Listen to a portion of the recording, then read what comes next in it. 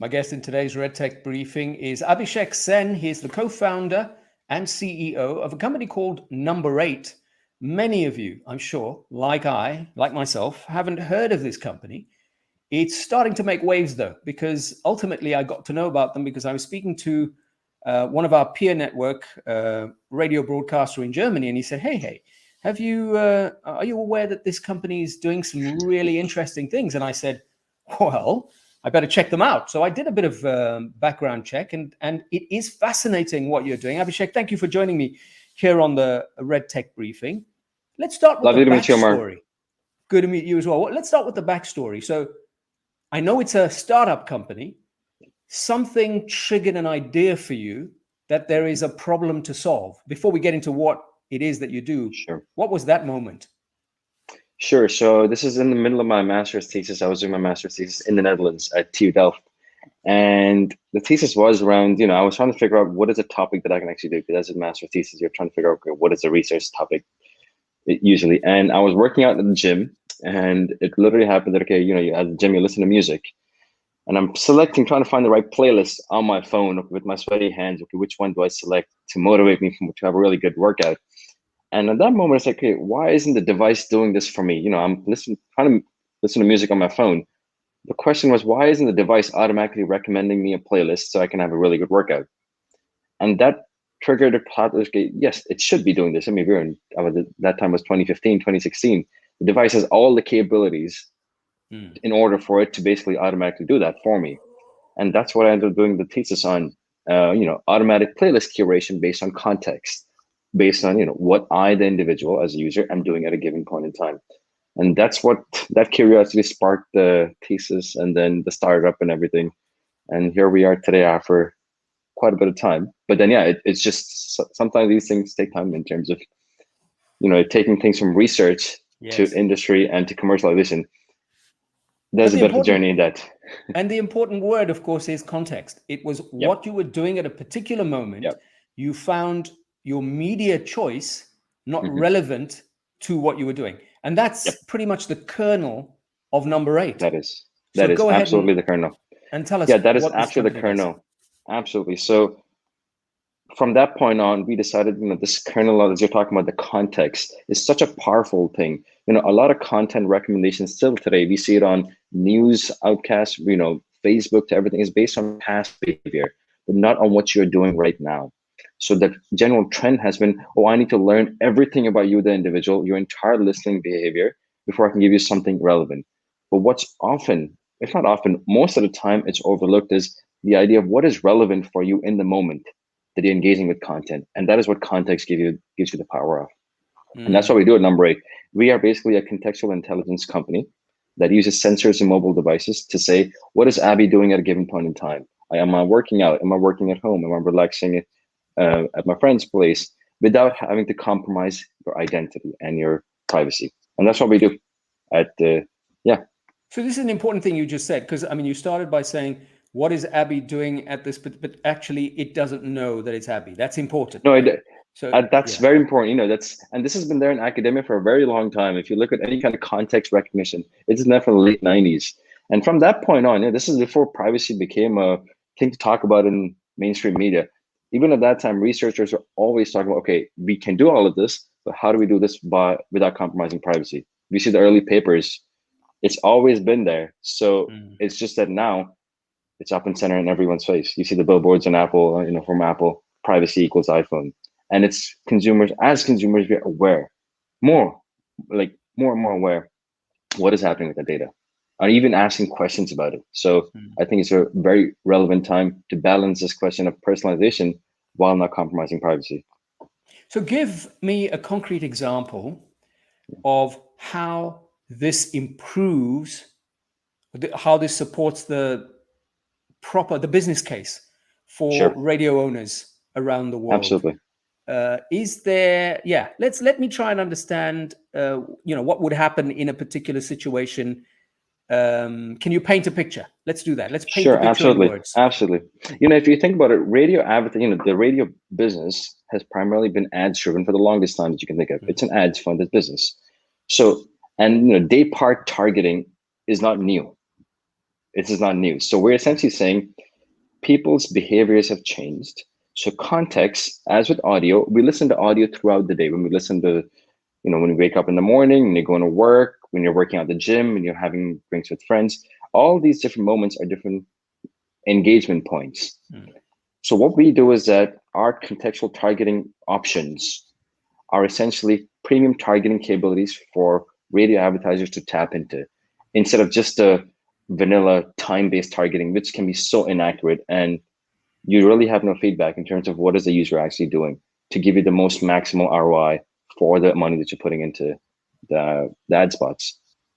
So does your technology help advertisers serve different advertising to people doing specific things? So, I at 9 a.m, I might be cooking up a storm. Yep. So I'm in the kitchen, Sure. but somebody else is at gym, and Yep. then the third person is in their car commuting. Exactly. What you just mentioned is the exact problem with if you just use time-based targeting. Yes. Time-based targeting, it doesn't understand these differences, but context understands it, because context is at an individual level. So you're probably at home, I'm probably going to work, someone else is working out at the gym. All these three are not enjoying content in the exact same way that a radio advertiser might think.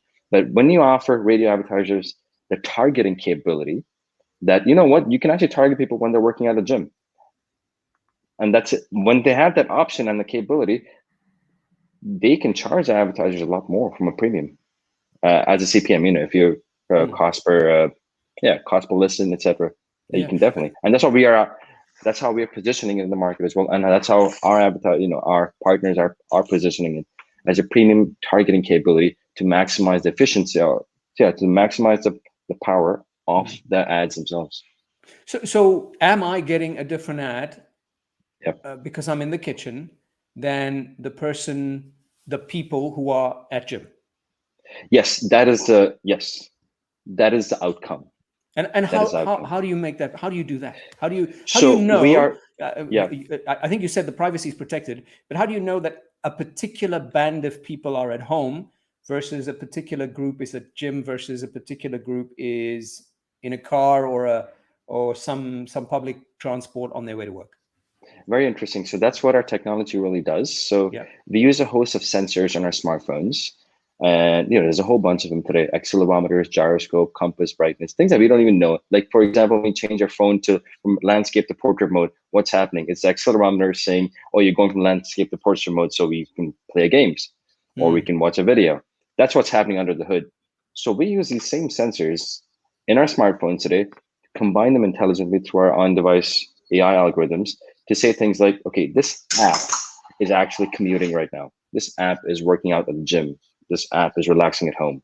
That's what's happening. So you're able to tap into real moments without having to know, okay, is this Omar? Is this Abby? Is this someone else? And then on the basis of this, you can also build up habits. So you can say, oh, because this person is working out every Monday, for example, they might be a jogger, or they might be a fitness enthusiast, or they might be a frequent shopper.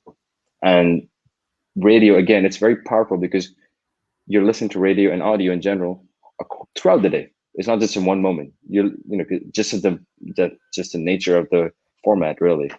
So it's a very rich format. We can really understand what the user is actually doing and give them a really good experience.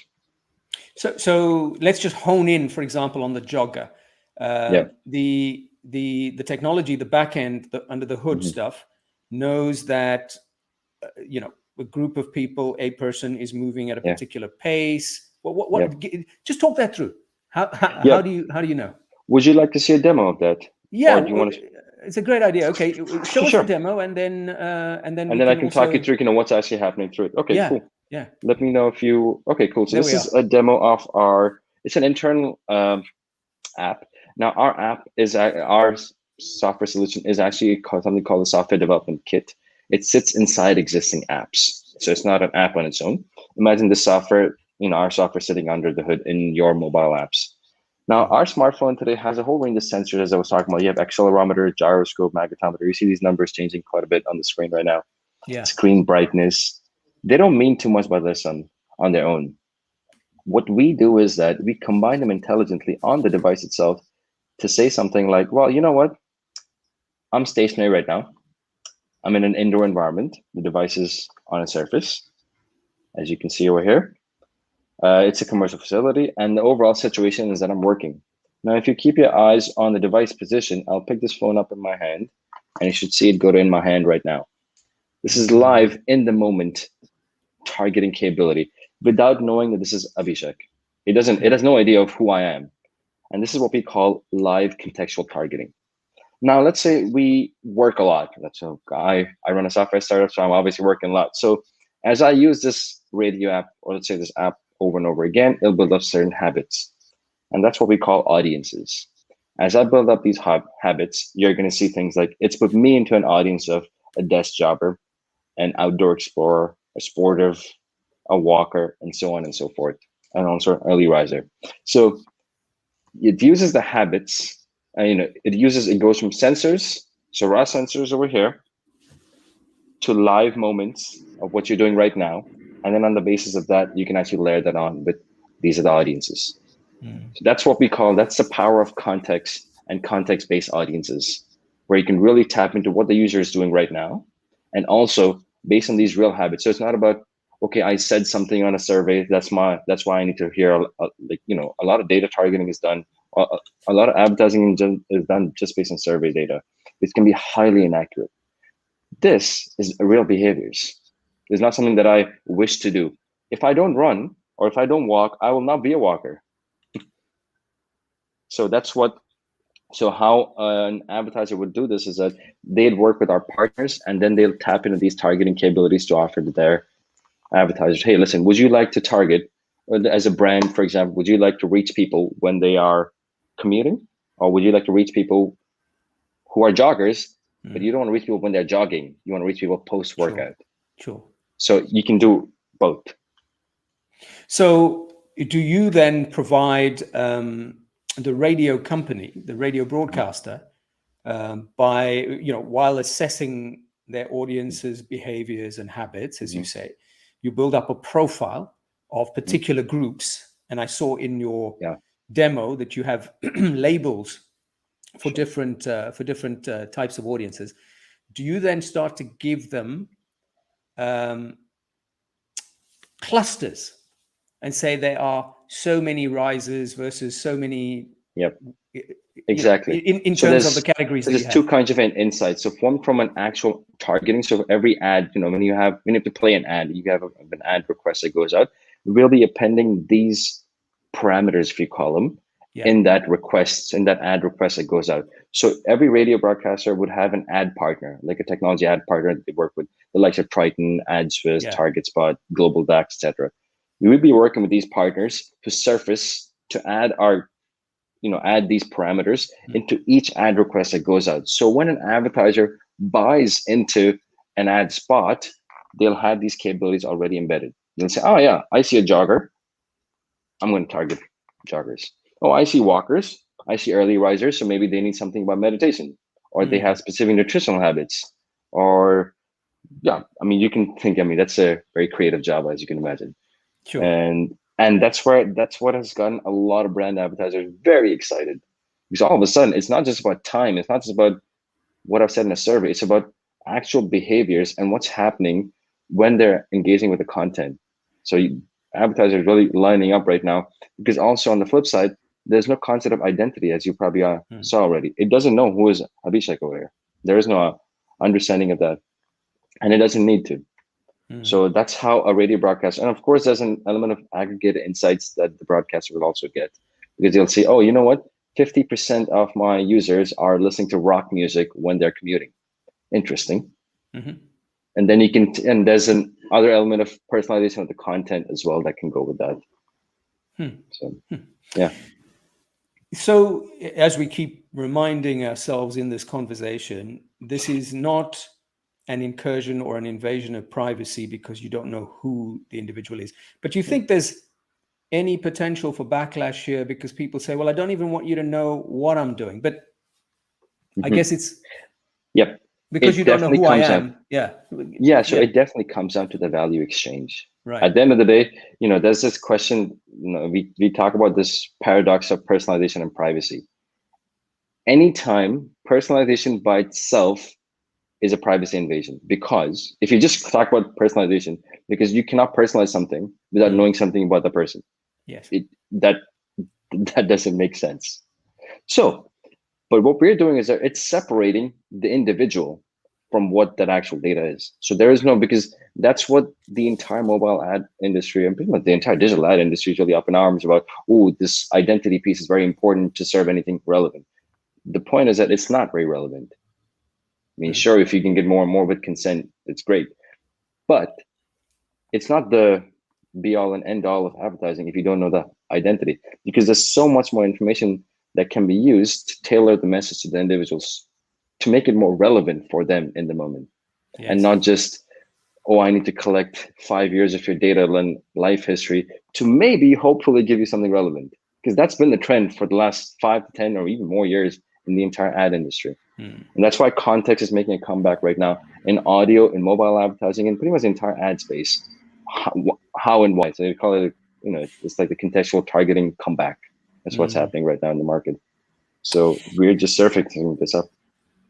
So in supporting radio broadcasters around the world, I would think that in order for them to take advantage of your proposition, it's essential for them to shift as many of their listeners onto mobile devices, right? Because that's really the trick here. Without that, if they're just listening on FM radio, this is not going to. Yeah. No, this is mobile in absolution only. Yeah.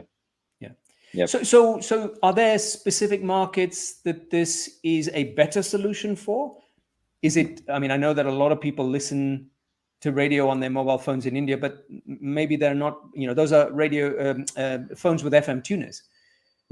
Is that a better market for this technology than, say, the US or the UK? It really depends. As you rightly pointed out, a lot of audio consumption in the Western markets happens through other audio services that have podcasts and music and video and audio. So you have the major streaming players. So radio has a little bit more difficult time competing for that ear time.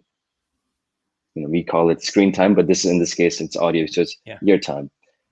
But in emerging markets, because they might not be yet established, radio still plays a very prominent role. So it's a no-brainer for me, because right now today, I like to use this word, is money is today left on the table by radio broadcasters, because you're not tapping into what the devices are actually saying. That's what's happening today, because you're not taking advantage of context, which is so powerful, not just from a monetization, which is of course commercially, I mean, that is, it has to be commercially viable, but also from engaging with users to give them something interesting. Like, for example, we've had use cases. Maybe I want to deliver a specific broadcast in the morning, as opposed to, like news in the morning versus sports in the evening. But that's different for different people. It's based on my behaviors. I could be listening to Eye of the Tiger, Rocky, when I'm meditating. I don't, but maybe I will. As opposed to you, if you listen to Eye of the Tiger when you're working out, who knows? But it's that understanding of, okay, what are different people? And so there's an element of advertising revenues and also giving a really good experience, and they don't have to compromise on each other. Do you, as somebody who works in this space and spends a lot of time, and you did your master's thesis, do you think that the sorts of clampdowns we're seeing around the world now on issues of, lack of permission, people don't know that their information, their data is being used, to monetize them. Do you think that as they clamp down further and further, it becomes more and more difficult for companies like Google, Facebook, who are, big data harvesters and users?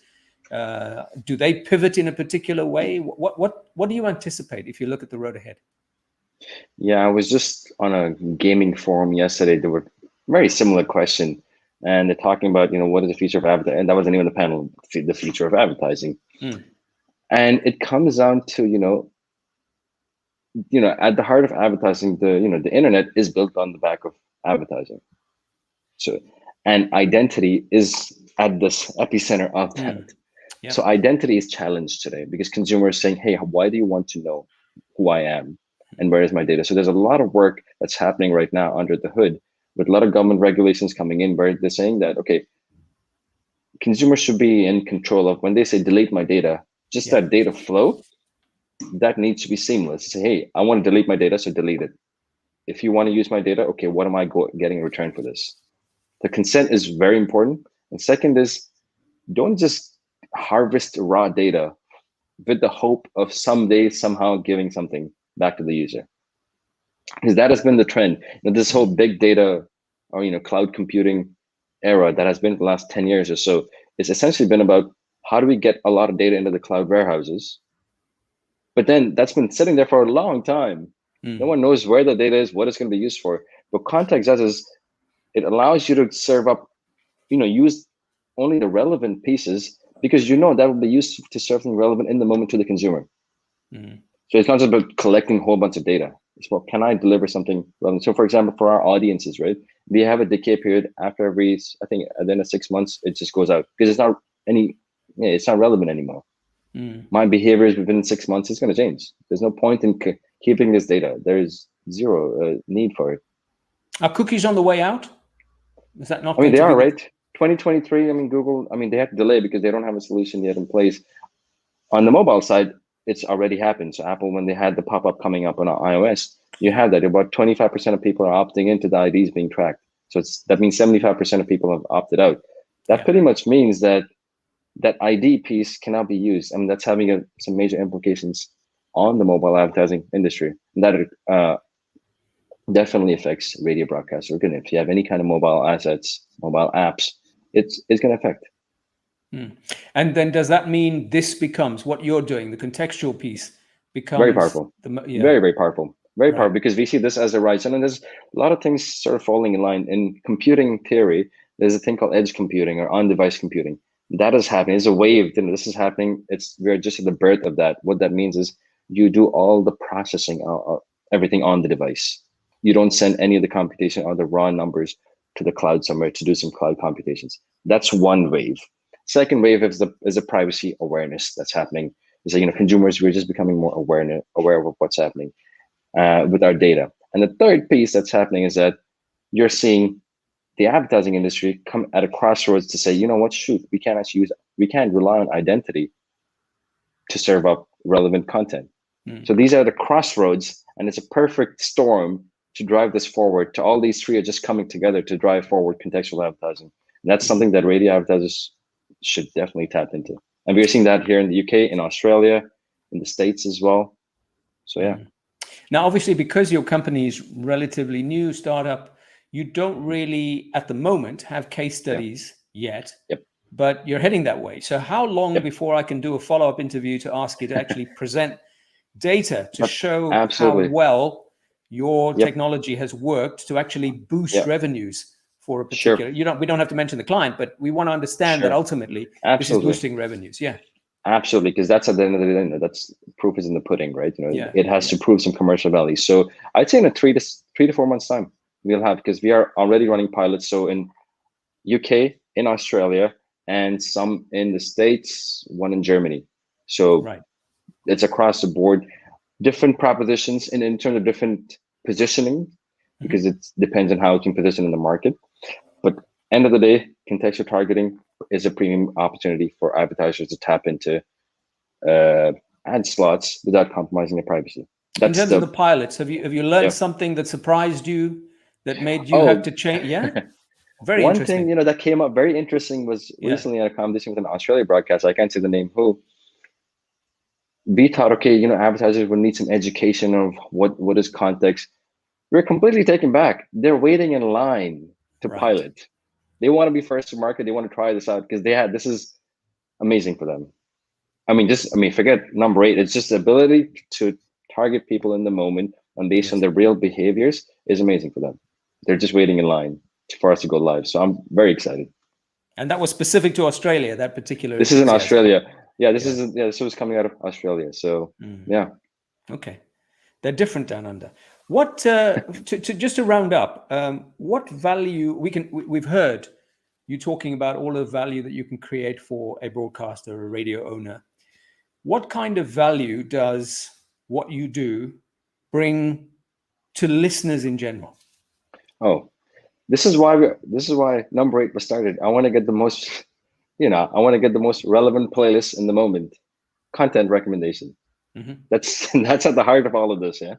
So context will power content.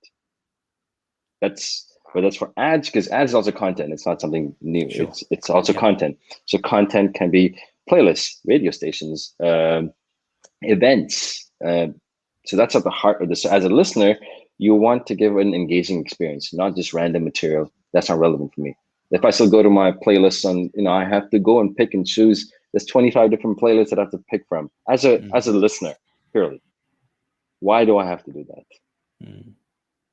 And you call me lazy, but that's pretty much, that's what, but this is what a device is for. I don't want to spend time doing things that the device already should be doing. It is pretty smart, but we're just making notes on our phone right now.